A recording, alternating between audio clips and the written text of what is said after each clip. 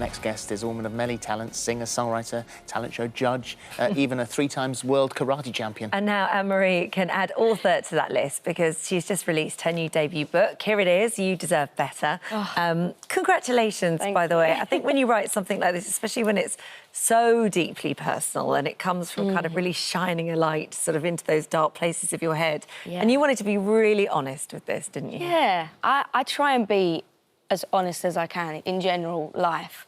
And that's in my music and on social media. So when it comes to the book, I knew that I just wanted to go even deeper, really, because you have more time to do it in that than a 3-minute song. Yeah, yeah. Well, I mean, and you have been very honest. I mean, oh God, are you going to read? Said, no. I've said myself, you know, you look at someone's life and think, oh my goodness me, you know, this is perfect. What an amazing life you've got. You don't know what's going on in someone's head, in someone's life. Yeah. And for you, once upon a time, I couldn't leave the house because of anxiety. I couldn't even answer the front door to collect a takeaway. I know it sounds mad, but this was only a few years ago. Yeah. And you really, and you'd struggled at school, and then you get successful, but that doesn't make it go away. No.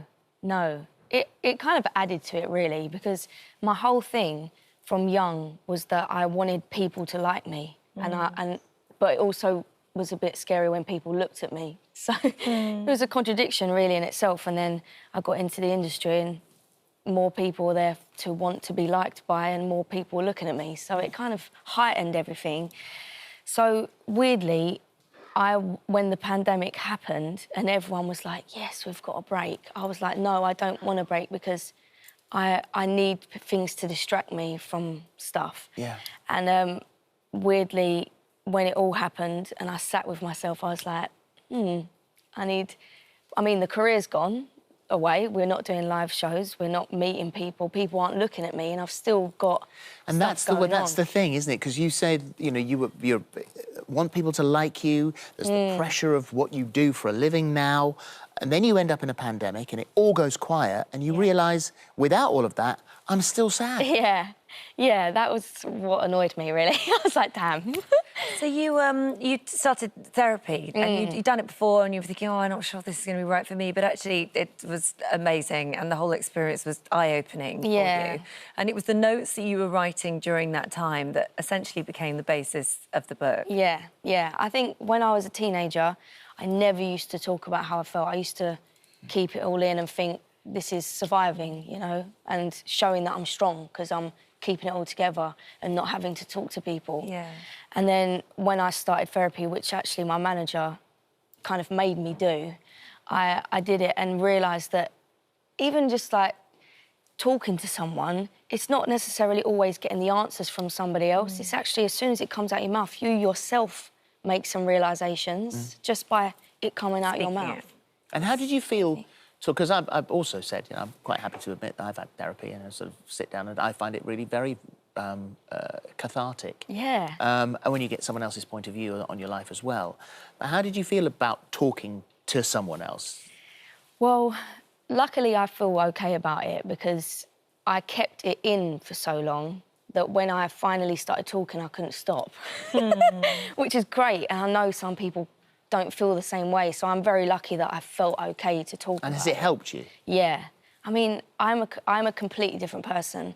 I keep saying to people, I may look the same, because I'm always smiling and laughing really annoyingly and shouting and being like that, but inside I wasn't feeling that way. And now my inside matches what you see on the outside. Oh, I mean, good for you. I think for a lot of people that would see so far off in the distance, but you did it. Finally, Yeah, well done. That's amazing. And so much so that even the album that you'd written as an artist didn't feel right. And you were going to release an album that was not what we see there now, the new album, Therapy, but which is completely different to what was coming out. Yeah.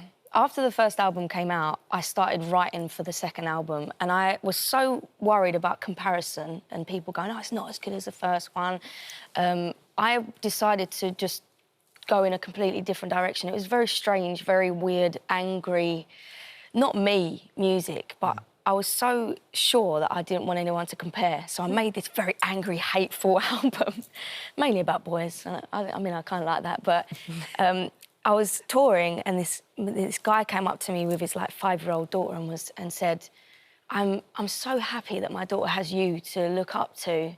And then I called my manager and said, I'm not releasing that album, I can't. wow. So that guy walking up with his young daughter Yeah. caused you to scrap an entire album. Yeah, because I couldn't bear the thought of this 5-year-old child listening to me going, I hate you, you know, in an album. So I just had to have a think, what do I want to give the world? What do I actually put music out for? Because really and truly, it's for people, to help people through. So would you say now, and I know that your rider, when you're in concert, which you're in 2022, you've got the Dysfunctional tour, that's Yeah. a big tour starts, your rider will say, not I want all blue M&Ms or any of the other difficult things, No. you just want a jigsaw. Yeah, just a jigsaw puzzle, and I'm happy.